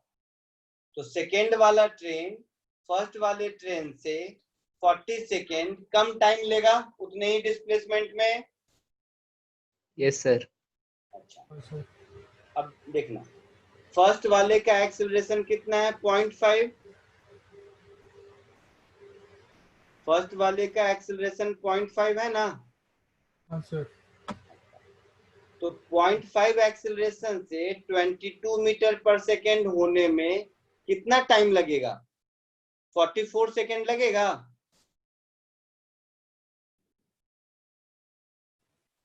Yes, sir. इसी तरह इसका एक्सेलरेशन 1 है, देखो सेकेंड वाले का एक्सेलरेशन 1 है ना, इसका भी 44. तो इसको भी 44 सेकेंड लगेगा। हाँ सर। इस 44 इसके बाद मान लेते हैं ये टोटल t टाइम तक ट्रेवल किया। कौन? तो सेकेंड वाला ट्रेन। तो फर्स्ट वाला ट्रेन टोटल कितने टाइम तक ट्रेवल करेगा? t प्लस 40 ना? सोच के बताइए। Yes, sir. सही सही बोलना। सेकेंड वाला ट्रेन फर्स्ट वाले ट्रेन के 40 सेकेंड के बाद चलना शुरू किया, तो फर्स्ट वाला ट्रेन सेकेंड वाले ट्रेन से 40 सेकेंड तक ज्यादा डिस्टेंस ट्रेवल किया है, ज्यादा चला है। Yes sir. Yes, sir. Second train मैंने मान लिया टोटल t टाइम तक चला, तो first train total t plus 44 time t plus 40 time तक चलेगा। Yes, sir. Yes, sir. तो फर्स्ट वाले ट्रेपीजियम का एरिया अगर हम निकालेंगे, डिफिकल्ट क्वेश्चन है, घबराना मत, जानबूझ के दिया मैंने, half into sum of parallel side. तो सम ऑफ पैरेलल साइड क्या हो जाएगा? t plus 40 plus t plus 40 minus 44। जहां नहीं समझ में आए एक बार पूछ लेना, घबराने या डरने की जरूरत नहीं है। तो half into sum of parallel side multiplied by distance between them, that is 22। ये समझ आया? सर वो t प्लस 40 माइनस 44 वाला बताओ ना। बता देता हूँ। ये पूरा, हाँ ये पूरा, ये यहाँ से लेकर यहाँ तक, अभी जहां मैं पेन घुमा रहा हूँ, ये पूरा टाइम t प्लस 40 है। Yes sir. उसमें से ये टाइम 44 है। Yes sir. तो यहाँ से यहाँ तक का टाइम कितना होगा? t प्लस 40 में से 44 हटा देंगे। Yes, sir. Yes, sir. है ना? तो Yes. ट्रेपीजियम का एरिया क्या होता है? Half into sum of parallel side. तो एक पैरेलल साइड हो गया t प्लस 40, Yes, sir. दूसरा पैरेलल साइड हो गया t plus 40 minus 44, yes sir. multiplied by distance between them, that is 22. Yes. पक्का? Yes, sir. समझा सर। अच्छा, थैंक यू सर। तो ये हो गया 11। Yes, sir. तो ये मेरा हो गया 11 into 2t plus 80 minus 44. Clear? Yes sir 80 minus 44 कितना होता है? 36. तो कुछ ऐसा हो गया। ये मेरे पहले वाले के ट्रेपीजियम का एरिया मिल गया। मतलब पहला वाला ट्रेन इतना डिस्टेंस ट्रेवल किया होगा। ठीक है? ओके सर अब यही कहानी रिपीट करते हैं हम लोग दूसरे वाले ट्रेन के साथ। दूसरे वाले ट्रेन के साथ अगर यही कहानी रिपीट करेंगे तो इस ट्रेपीजियम का area half into sum of parallel side that is t plus t minus 44 Yes, sir. multiplied by distance between them that is 44. 44. तो ये हो गया 22 into 2t minus 44. 44. Clear? Yes, sir. और सेकेंड ट्रेन फर्स्ट ट्रेन को catch कर लिया, मतलब दोनों का डिस्टेंस सेम होना चाहिए, मतलब इस एरिया की वैल्यू सेम होनी चाहिए। Yes, sir. ठीक है, मैं फिर कह रहा हूँ बार बार, ध्यान से अगर देखोगे तो ये सारे क्वेश्चन में कोई नई थ्योरी की जरूरत नहीं है, लेकिन जो हम लोग पहले पढ़ चुके हैं ना उसी को सिर्फ अप्लाई करना हमें नहीं आता है। तो दोनों को इक्वेट कर दीजिए। सो 11 into 2t plus 36 Is this equal is equal to 22 into 2t minus 44. So 11 2 जा 22.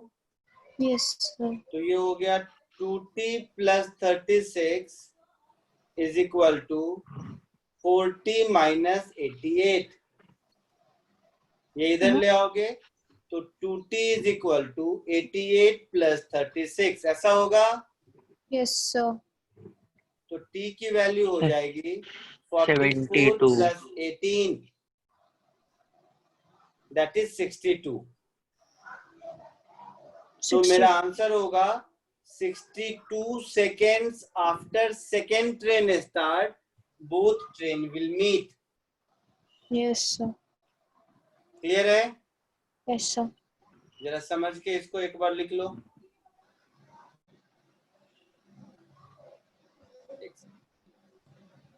और घबराना मत, थोड़ा सा जानबूझ के एक दो अच्छा सम करना भी तो जरूरी है।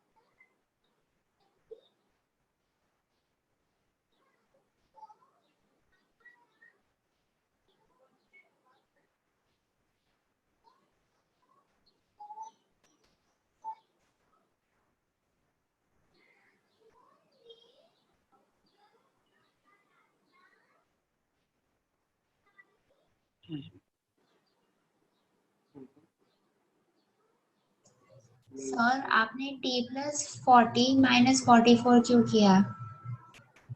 ट्रेपीजियम का area half into sum of parallel side into distance between them, ऐसा होता है।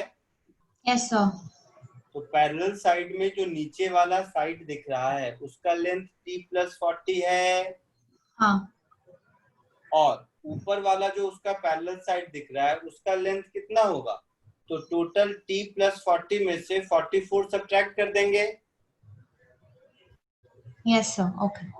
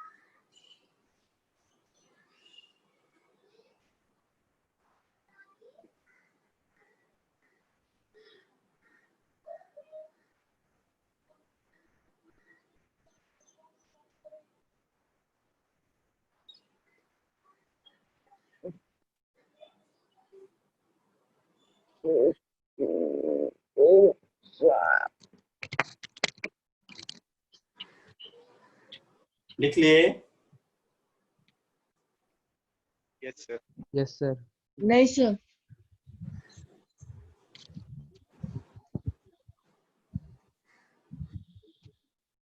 Yes, sir. Done.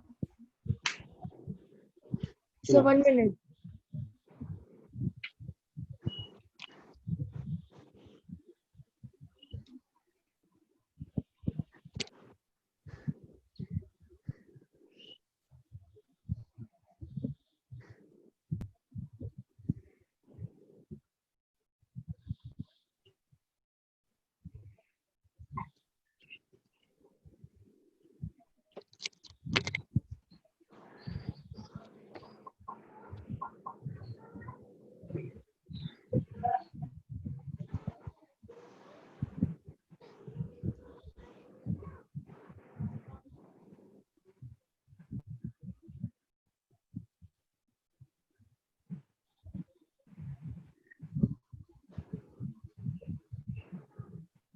हो गया? Yes, sir.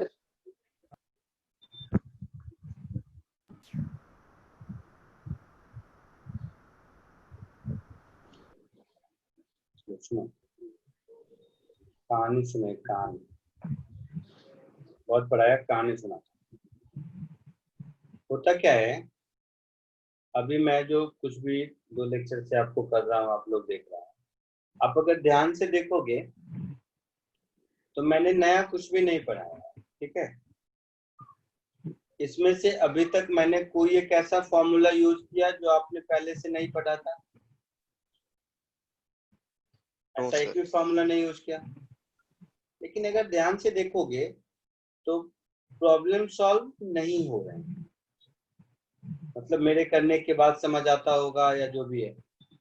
तो होता क्या है एक्चुअल में, अभी तक क्लास 10 तक जो हम लोगों के पढ़ने का तरीका था ना, उसमें और अब जो जरूरत है उसमें दोनों में काफी फर्क है।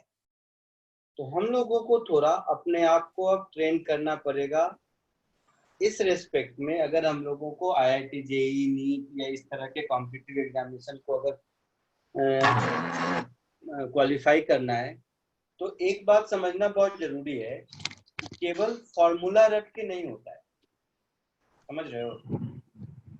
ये जो स्कूल में हम लोग क्या करते थे, कुछ फॉर्मूला रट लेते थे, उसी में 50 टाइप के सम होते थे, वो सम कर लेते थे, पिछले 10 साल से वही पूछा जा रहा है, वही सब कहानी चलती थी। तो जाने अनजाने में हम लोगों का ब्रेन टाइप हो गया है केवल रटे रटाए टाइप क्वेश्चन को सॉल्व करने का, जबकि होना ये चाहिए कि हमारा ब्रेन एक्टिव होना चाहिए, जिससे कि कोई भी क्वेश्चन जिसमें अगर उतने ही फॉर्मूले लग रहे हैं जितना मुझे पता है वो सॉल्व हो जाए, ये इम्पोर्टेंट है। क्योंकि एक्चुअल जेईई में क्या होता है ना, एक्चुअल जेईई में कभी भी सीन प्रॉब्लम नहीं आते हैं। जैसे बोर्ड या स्कूल के टेस्ट में क्या होता है, स्कूल में तुम लोग क्लासरूम में मतलब टेस्ट में जाते हो, क्वेश्चन पेपर देखते हो, वो क्वेश्चन पहले कभी ना कभी किया हुआ रहता है, तो आप लोग पीछे अपना याद करते हो और कुछ कुछ लिखते रहते हो, बैक ऑफ द माइंड चलता रहता है। अच्छा, बुक के राइट हैंड साइड में ऐसा डायग्राम है, सर ने बोर्ड पे ऐसा लिखा था, मैंने नोटबुक में ऐसा लिखा, this is the way we recall our. लेकिन एक्चुअल जेईई में क्या होगा, जब तुम्हें पेपर मिलेगा ना, तो पेपर देखते के साथ तुम्हें लगेगा अरे 90% क्वेश्चन तो ऐसे हैं जो मैंने पहले कभी नहीं देखे, 80% क्वेश्चन वैसे होंगे जो आपके सर ने भी पहले कभी नहीं देखे। लेकिन पहले क्वेश्चन नहीं देखे इसका ये मतलब नहीं है कि सॉल्व नहीं होगा। इस एटीट्यूड से हमें बाहर निकलना है ना। तो इस एटीट्यूड से अगर बाहर निकलेंगे कब, जब हम लोग क्वेश्चन को इंडिपेंडेंटली सॉल्व करना सीख जाएंगे। जैसे जो पढ़ने का नाम केवल फॉर्मूला रटना तुम लोग सोचते होगे, वो नहीं है। जैसे मान लो ये v = u + at फॉर्मूला है, उसमें 3 वेरिएबल दिया हुआ है और चौथा कोई पूछेगा बता दो, ये कोई काम थोड़ा नया है, ये तो क्लर्कियल जॉब है ना। अगर तुम फॉर्मूला में वैल्यू पुट करके आंसर निकाल भी देते हो तो कौन सा तीर मार लेते हो। इसका तो सिर्फ ये मतलब हो गया कि तुम्हें एडिशन, सब्ट्रैक्शन, मल्टीप्लिकेशन, डिवीजन आता है। इसका ये मतलब तो बता रहे हैं कि अपने माइंड से निकाल लो, जो भी रटते हो रटा मत करो, समझा करो। तो भाई साहब बाद में कहने का मतलब ये है कि थोड़ा सा फॉर्मूला बेस्ड पढ़ने की आदत को बदल दीजिए। नहीं तो क्या होगा, सब उड़ गया। फॉर्मूला में वैल्यू पुट करके आंसर लाने को हम लोग सब्जेक्ट सीखना कहते हैं अभी तक स्कूल में, उसको नहीं कहते। क्योंकि अगर फॉर्मूला में वैल्यू पुट करके आंसर आ गया तो इससे सिर्फ ये टेस्ट होता है कि आपको एडिशन, सब्ट्रैक्शन, मल्टीप्लिकेशन, डिवीजन आता है कि नहीं। इससे ये नहीं टेस्ट होता है कि आपको फिजिक्स आता है कि नहीं। और आईआईटी कहीं तुम क्लर्क बनने तो जा नहीं रहे हो, उसको तुम्हारा क्लर्कियल एप्टीट्यूड टेस्ट थोड़ा ना करना है कि तुम्हें एडिशन, सब्ट्रैक्शन आता है कि नहीं। मीन्स जेईई में या अच्छी किसी कॉम्पिटिटिव एग्जामिनेशन में फॉर्मूला बेस्ड क्वेश्चन डायरेक्टली नहीं आएंगे। हाँ, बट ऐसे क्वेश्चन जरूर होंगे जो बिना फॉर्मूला के सॉल्व भी नहीं होंगे। और को ढूंढने जा रहा है।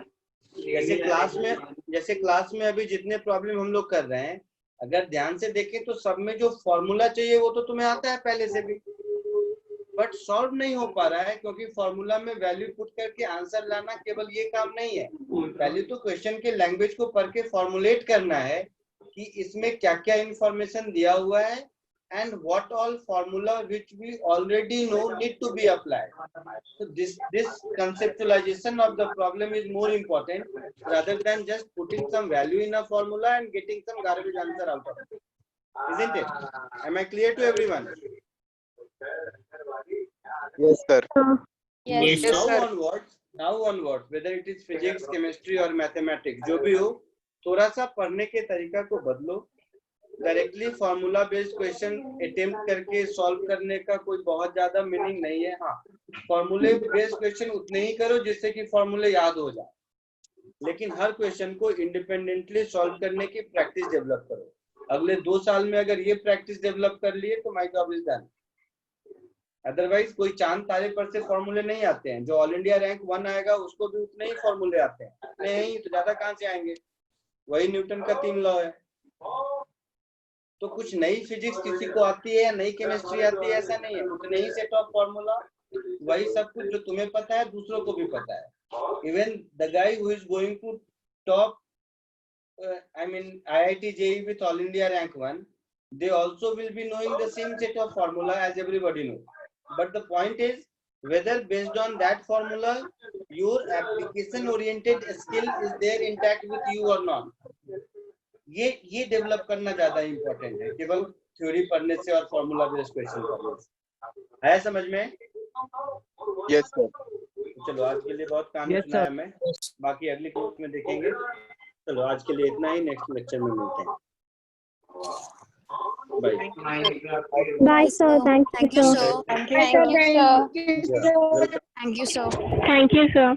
Welcome.